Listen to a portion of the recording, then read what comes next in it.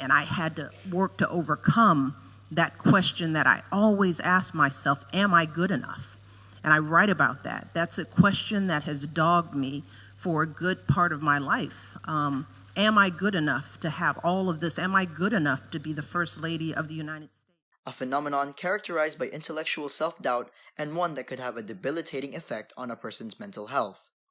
The imposter phenomenon was first described in the 1970s in a well-known study conducted by psychologists Pauline Rose Clance and Suzanne Imes.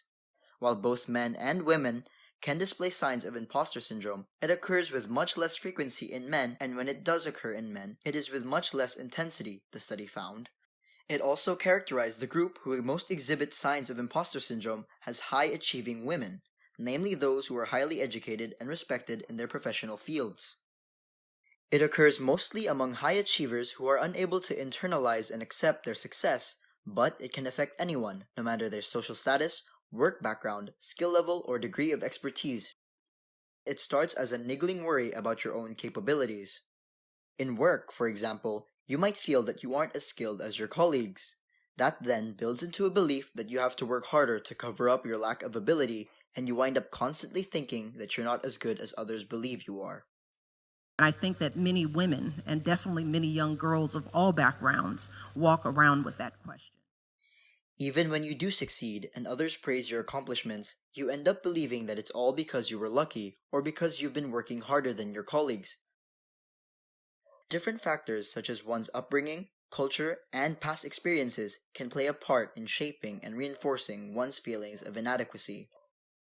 For women, their upbringing may have exposed them to beliefs and thought patterns that discriminate against their gender, making them at higher risk of the overwhelming self-doubt characteristic of imposter syndrome.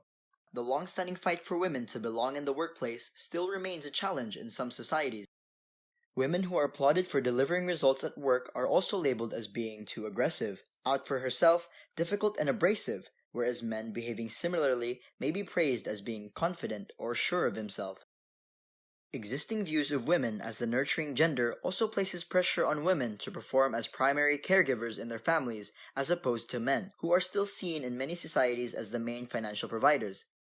While they may just be as competent, if not more competent than their male coworkers, women may shun high-profile projects or other opportunities for career advancement as they feel less deserving or even insecure in managing the demands of career and families. And when they get promoted, there are women who give up their leadership roles after being made to feel like they are not giving their best at work.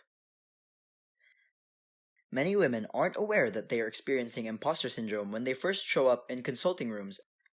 It often takes a professional therapist, counselor, or coach to recognize the signs, help them understand the conditions that led them to feel inadequate and undeserving, and repair the beliefs and thought patterns that are causing unnecessary stress and anxiety. One way that they do is through cognitive behavioral therapy, or CBT.